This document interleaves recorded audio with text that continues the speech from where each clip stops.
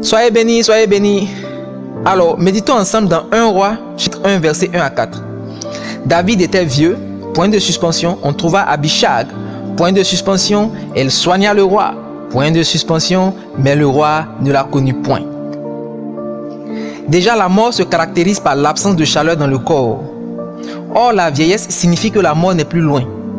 C'est dans ce contexte que les serviteurs du roi inquiets et pleins de bonnes intentions à l'endroit de leur maître veulent le garder en vie en le réchauffant. David ne pouvait plus se réchauffer, verset 1. Voilà pourquoi ses serviteurs le couvraient de vêtements pour lui apporter la chaleur. L'intention de réchauffer David était à 2 niveaux. Dans un premier temps, apporter la chaleur au corps. C'est aussi pour ça que des soins devaient lui être prodigués pour maintenir son corps en vie. Verset 4, elle le soigna. Tout ceci pour dire que la démarche ici vise à s'occuper de la maladie entre griffes de la vieillesse afin de la ralentir dans sa marche vers la mort. Et la chaleur dont il est ici question quand le texte parle de se réchauffer, c'est réchauffer yakam en hébreu qui signifie avoir chaud, devenir chaud. Cependant, ce n'était pas la seule chaleur que les serviteurs du roi avaient résolu de recréer en lui. En effet, le deuxième objectif de réchauffer le roi, c'était le réchauffer kaman, qui en hébreu renvoie à la chaleur passionnelle, l'envie qui pousse à aimer la vie. Et on comprend logiquement la démarche des serviteurs. Parce que si l'esprit d'un homme n'a plus le goût à la vie, cette mort dans l'esprit va affecter le corps. Parfois, la dégénérescence physique n'est pas le résultat d'une maladie, mais la conséquence d'un esprit qui n'a plus cette étincelle pour la vie. Dès lors, pour mener à bien le projet de réchauffer le roi, il fallait le réchauffer yakam pour le corps et kaman pour la flamme passionnelle de la vie. Et au cœur de cette stratégie de stimulation était Abishag. Pourtant, la première question qu'on peut se poser, c'est est-ce que ce choix était nécessaire? Ou encore on peut se demander quel est l'intérêt de ce choix? Parce que pour couvrir le roi de vêtements ou pour le soigner, le roi avait déjà des serviteurs. Et aussi, pour coucher dans son sein, le roi avait un grand nombre de femmes et de concubines. Dans ce cas, pourquoi Abishag? Eh bien, les raisons invoquées par les serviteurs du roi et la description de cette dernière éclairent tout de suite sur ce choix. Verset 2, que l'on cherche une jeune fille vierge.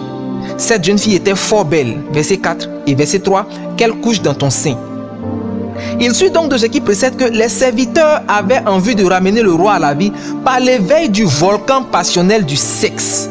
Et pour cela, rien de tel qu'une belle jeune fille vierge.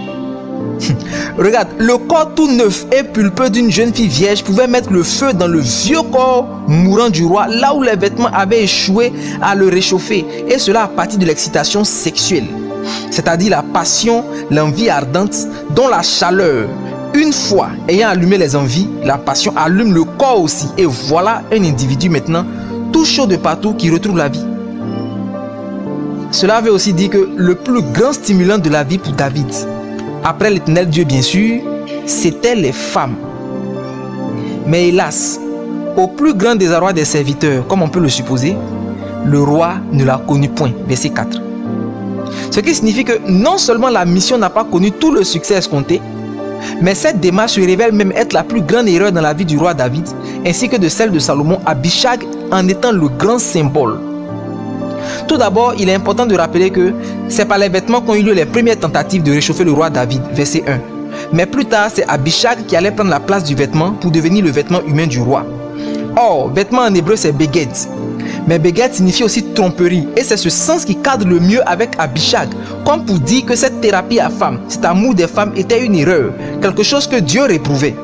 Les serviteurs pensaient bien faire, mais derrière le silence de Dieu, il y avait la désapprobation de cette façon de faire et même de cette vie à femme et concubine en grand nombre. Et c'est Abishag même qui confirme cette affirmation.